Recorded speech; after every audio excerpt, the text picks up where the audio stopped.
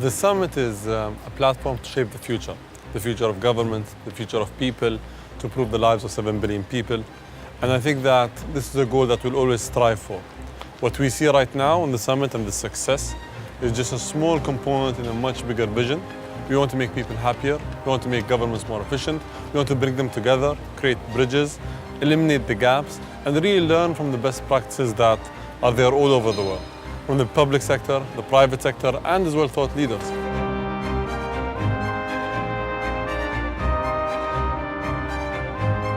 I'm a part of the Science and Research Committee in the Government Summit.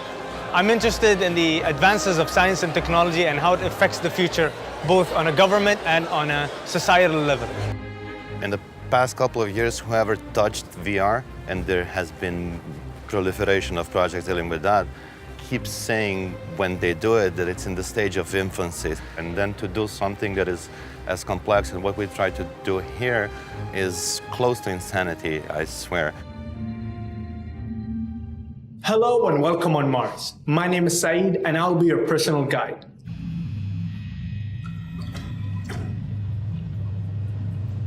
The story of humanity is one of overcoming all kinds of challenges. And for humans to thrive on Mars since 2037, the United Government of Mars had to utilize transformational technologies.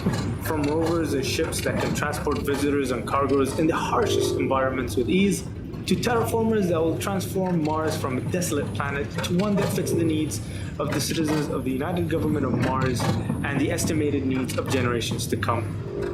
As well as innovative multi-purpose robots that can perform many tasks such as mining the Martian soil, 3D printing new structures and replicating more models of itself, perform repairs and maintenance tasks, and almost everything you can think of when it comes to sustaining a whole city on Mars. The whole experiences that we worked on embrace the idea of the summit itself. It's shaping future governments. Now, by shaping future governments, you have to tackle challenges. And that's what we did with the team from Serbia, is that we looked at the challenge. How can we think 100 years from now, 50 years from now, when no one has?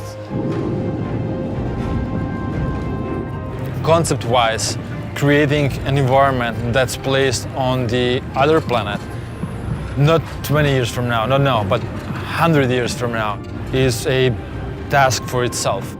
You could address that task for months, and you would never be certain whether it's good or not.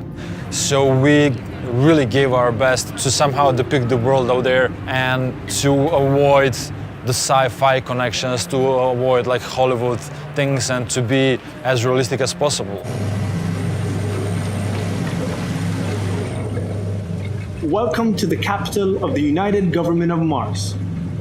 The United Government of Mars is the regulatory body in charge of the planet's development and its relations with Earth and other colonies.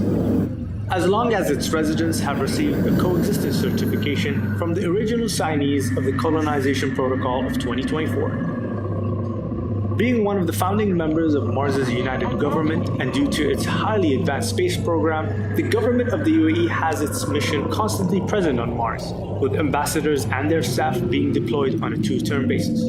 The United Government of Mars's policies are focused on scientific research, with a concentration on 2 major development trajectories: the further deep space population program and the Earth Energy Preservation and Support Protocol, designed for supercharging the depollution of our Earth. First of all, I think utopias are not necessarily utopias. We're just used to the fact that some of the human condition presently is quite pessimistic, so optimistic vision may not necessarily be an utopia. These things are possible if people put enough thought and energy into it.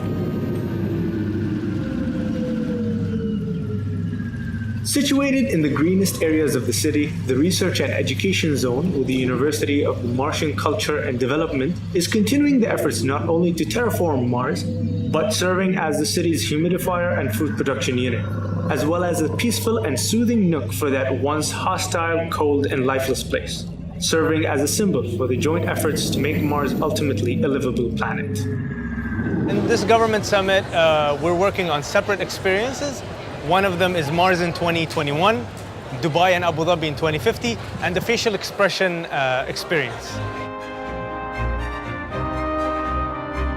I'm standing behind, just as a regular bystander and trying to really see how people genuinely react. Because when you have this VR headset and the chairs, the seats are moving and everything you're pretty much isolated from your real environment. And then you tend to express emotions that you probably wouldn't.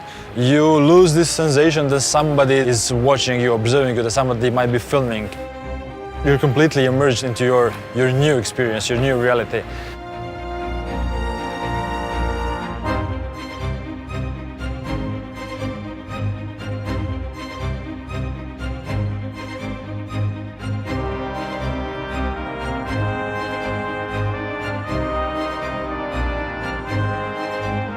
We're still a young country and a young city. We're able to experiment, to use truly the scientific method for the betterment of the residents and of the visitors.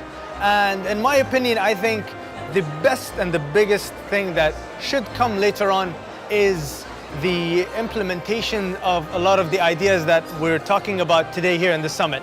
It's showing the world that yes, we can bring people together in such platforms and we can achieve something great. It's responsibility of us all who are dealing with technology in any possible way to try and shape it into a benefactor rather than obstacle.